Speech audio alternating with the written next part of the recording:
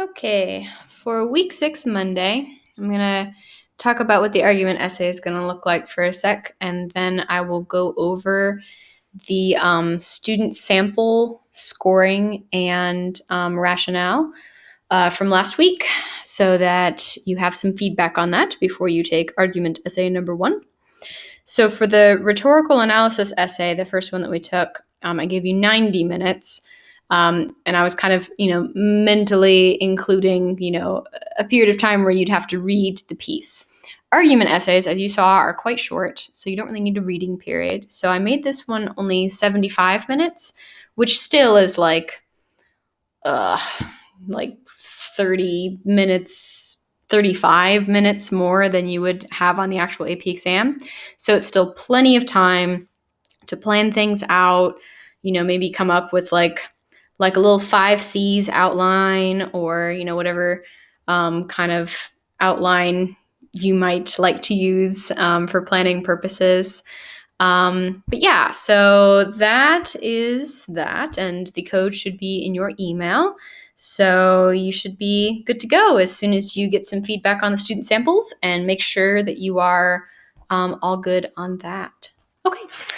Oh, one more thing before I start talking about student samples. I just wanted to mention that we will have our first little progress check tomorrow. Much more like a quiz than, the argument essays. Don't remember exactly how long this one is, but not more than like 20 minutes, I think, maybe. I might give you extra time just in case, but they're typically pretty short, relatively speaking. I don't think they're usually more than 30 minutes, and give you, a couple of short passages, some multiple choice questions. They are taken directly from AP materials, so it's not like I made these up or anything. And as I mentioned on the first day of class, I think, there will be a curve on them. So even if you, totally screw up the progress checks at the start, you are guaranteed to make at least a 50. Even if you get all the questions wrong, then I will still at least give you a 50, and hopefully we'll improve from there. I hope no one's going into this making 0 points, but yeah, things happen, I suppose, sometimes. Okay, sample student essays. So student responses from A through H. I'll just give you the numbers first, and then if you want to hang in for the explanation, you can, and if not, you can go ahead and start your argument essay. So sample A got 3 out of 6 points. They got the thesis point and a couple of evidence points, but that was about where it ended for them. Sample B, pretty much the same thing. It also got a 3 out of 6, 1 thesis point, and 2 evidence points. And that's all. Now, sample C is a totally different story. It was our top scoring essay with a perfect 6 out of 6. Yay, sample C. Good job, sample C. Sample D only got 1 point. Ironically, in this situation, their 1 point that they received was actually not for the thesis. They did not have a clear thesis in here. They just got like one kind of, pity evidence point, I think. Yeah, so 1 evidence point, and that was all for sample D. Sample E was more respectable, 5 out of 6 points. The point that they did not get, interestingly enough, was actually in the evidence category. So they did get the sophistication point, but some of their evidence commentary was not consistent enough across the board to merit 4 out of 4 evidence points. So 5 out of 6, lacking 1 evidence point. Sample F. Sample F was a 2 out of 6. They did get the thesis point and 1 sad little evidence point, but that was it. It was not greatly superior to sample D. Just made their position a little clearer. Sample G is another star student, 6 out of 6 points for sample G. Now, I am going to talk about sample G in some detail because the organization in this is highly unconventional. And I'm sure some of you probably were tempted to knock off a point just because the organization was so not what you're used to. But we'll talk about it and, show how it does have all the things in it, even if it doesn't necessarily make us happy in terms of organization. It does technically get everything in there. Yeah, so sample G got all the credit. Sample H did not. Sample H was a 1. I think giving it a 1 was pretty generous. I mean, the first part of everything they said, like the first half of their little paragraph-sized essay, was the prompt. So yeah, I think they were incredibly generous to give them 1 point for that. There was definitely not a thesis, just like a half-hearted attempt at evidence. So yeah. Okay, so that's the general scoring, and I'll talk in a little bit more detail about each essay in turn. But if you feel good and you feel ready, then feel free to shut off the rest of this video, and you are welcome to go ahead and start the argument essay. And of course, just a reminder on the argument essay, please do not deviate from the test page. Otherwise, I get error reports and we have to have awkward conversations. Okay, so sample A. So this was one of the ones that got 3 out of 6 points. It had a thesis with a defensible position, and it was the last sentence in the first paragraph, kind of standard thesis location.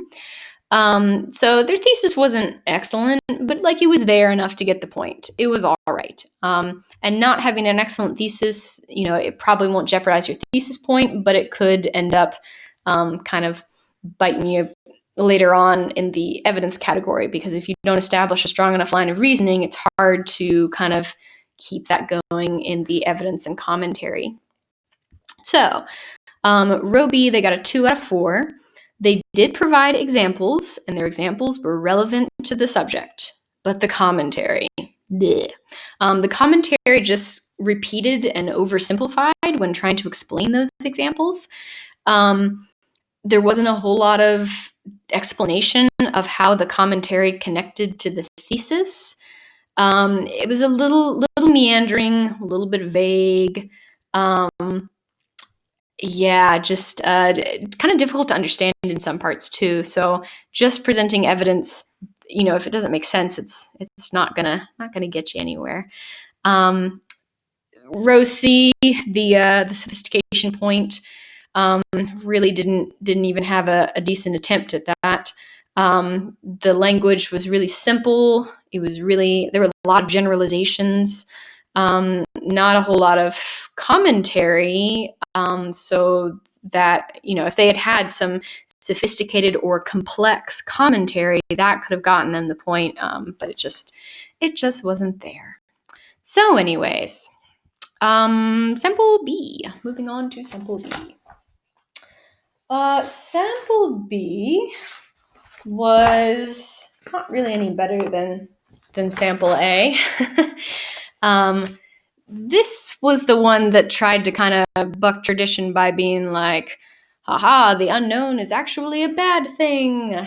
And they gave it a decent go, but it didn't seem like they really had their examples planned out. The NASA one is the only one that really was solid in here. Yeah, the other bits were not great.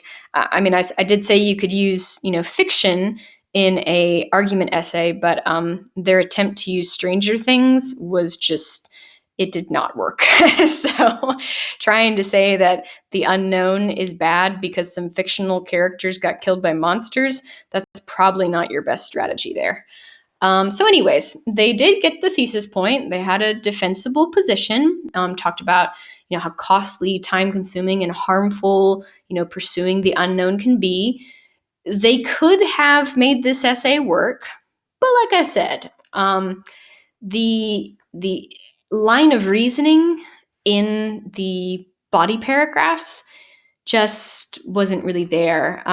Their argument kept shifting. It didn't seem like they really know what they wanted to say, and they were meandering in some parts.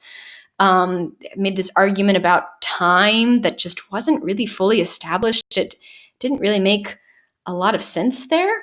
And then for the sophistication point, obviously they've attempted to create this nuanced argumentation, but really just ended up with a lot of sweeping generalizations. It's not demonstrating any sort of sophistication or complexity of thought.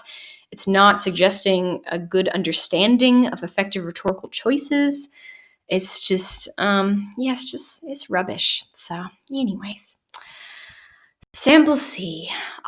Sample C makes me happy. So Sample C, I would suspect, is probably the most likely for you to have been the one that you thought was the best. And I would be inclined to agree with you, even though one of our other samples got the same score. Sample C has the organization that we crave without feeling overly formulaic and without feeling kind of stuck in that structure, caged by the 5-paragraph structure. They very clearly, obviously, had a thesis. The exploration of the unknown has led to unprecedented scientific development, cultural development, and personal development alike. So they've got, some good categories that are broad enough that they have something to work with. But they do get very specific with their examples. Their evidence supported all their claims. Let's see. It was just really good. They had a lot of knowledge that they brought to this essay. I will say that. So if you were reading this essay and you felt a bit intimidated, I completely understand. Not many people can quote John F. Kennedy, list influential scientists throughout history, discuss very advanced music theory, and discuss the life of transcendentalist Henry David Thoreau. And it's an incredible wealth of knowledge that they were able to use perfectly for this essay. And you'll notice that in each of their body paragraphs, they didn't just throw out one example necessarily for each paragraph. They really diversified the types of examples they had. They provided really consistent commentary throughout those examples. It's just really thorough and really well done. So when it came to sophistication, one thing that was mentioned in the scoring is that they had really good transitions. What's the word I'm looking for? The flow between paragraphs was great. Yet this trend is not limited to the realm of science. Finally, an exploration of the unfamiliar is a powerful tool of personal development. Just all of this was just very well developed, and that helped their sophistication. They linked all of their examples, which was really well done. That definitely shows sophistication too. It shows that they planned. I would almost guarantee that this student made some sort of outline or something like that that they relied upon as they were writing. So it's just really well done. Very nice, very delightful, lots of good things. So sample C, very nice. Sample D, less nice. So sample D was not the worst of the bunch, but it was pretty close, I would say. It only got 1 out of 6 points, so that's rough. Their thesis that they tried to prevent wasn't really a thesis. They restated the prompt, which is never really a good idea. The AP readers, they know what the prompt is. Don't say the prompt again. And then they never really took a position on that. As I think about the quote, I wonder, what's my unknown? Like, what even is that? I just, it's very strange, the response that they gave to that particular prompt. They did earn that one evidence point. Their evidence was mostly general, and there really wasn't any commentary. But they did reflect on, one personal experience, falling in love. Still no commentary though, but it was kind of a list of experiences. You really couldn't credit them with any more than 1 point because none of them were detailed enough to actually get any more points than that. And I don't think we even need to talk about sophistication. So it was pretty rubbish. Okay, sample E, on the other hand, was pretty good. So 5 out of 6 points, not bad at all. And they did earn the sophistication point. So I actually want to talk about that first. The reason that they earned the sophistication point was because of the broader context reason. The experiences that this person described, they were able to relate it to, kind of the larger context of life, and talked about the value of exploring the unknown lies in the tremendous personal growth a person experiences through expanded perspectives, new memories, and new expanded boundaries. Now, I didn't think this was the strongest sophistication that I've ever seen in an essay, and I'm sure some of you may have been discouraged by, some of their spelling and grammar mistakes and stuff like that. But point being that they gave enough detail. They gave enough, connection between their examples, and gave enough that they did get that sophistication point.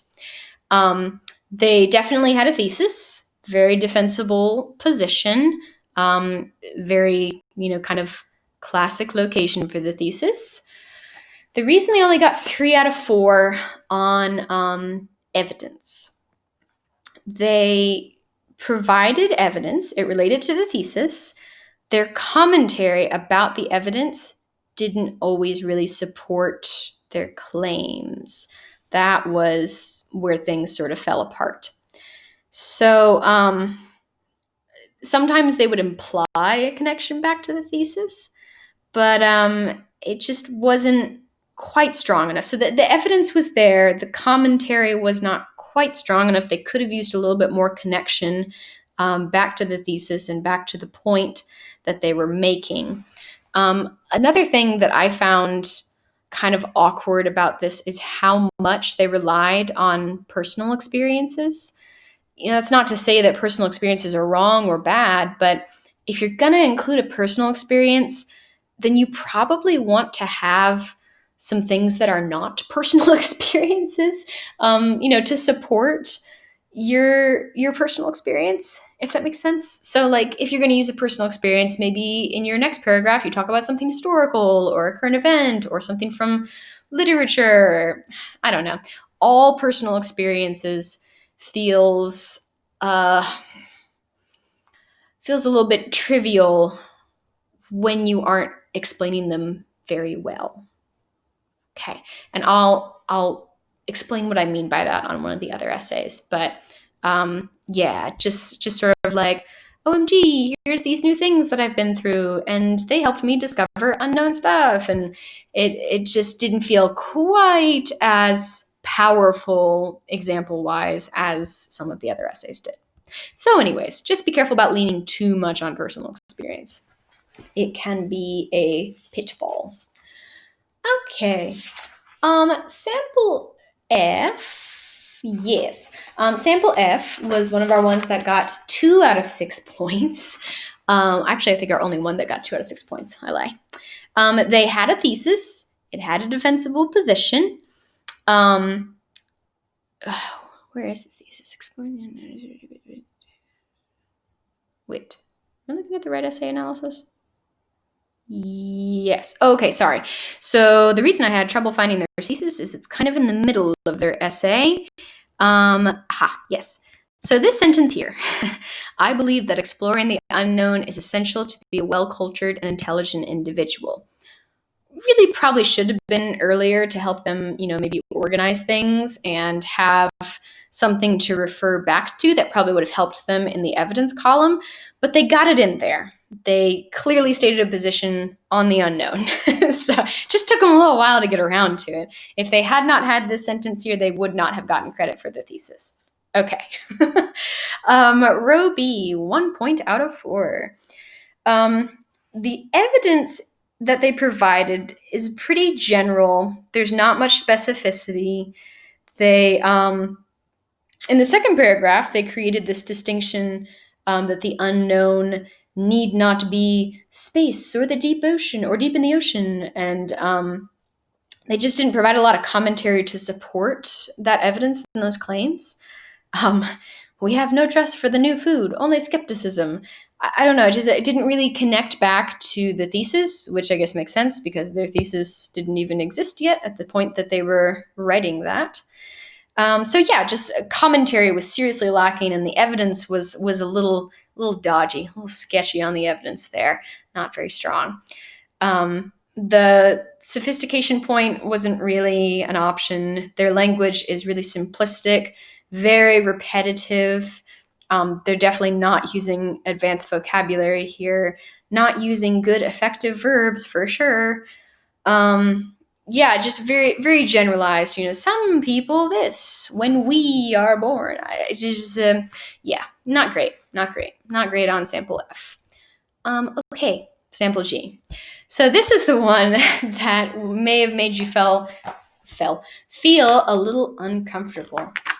It got all the points, but the structure was bizarre. And I don't necessarily recommend trying to emulate this type of structure unless you are really, really comfortable with writing and you really plan it out well.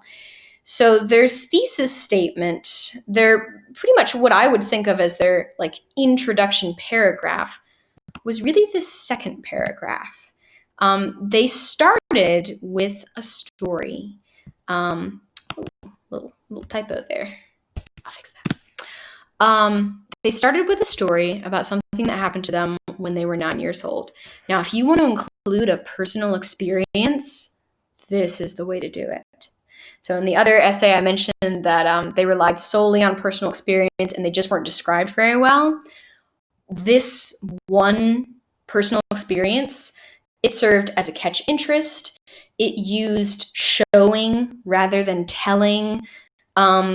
It was really good. It was really good. If they had just said, when I was 9 years old, I went to a ropes course and it was high and I was scared, but then I got over it and that was me exploring the unknown, it would not have been nearly as effective as the really descriptive way that they told this story. Really good imagery. So they really definitely made this personal experience thing work. And then they didn't forget about, the necessity of providing good thesis statement and good introductory material. So they inserted that in here. And then they moved on to something different, something historical. So we've got Christopher Columbus here, and we've got, specific information about Columbus.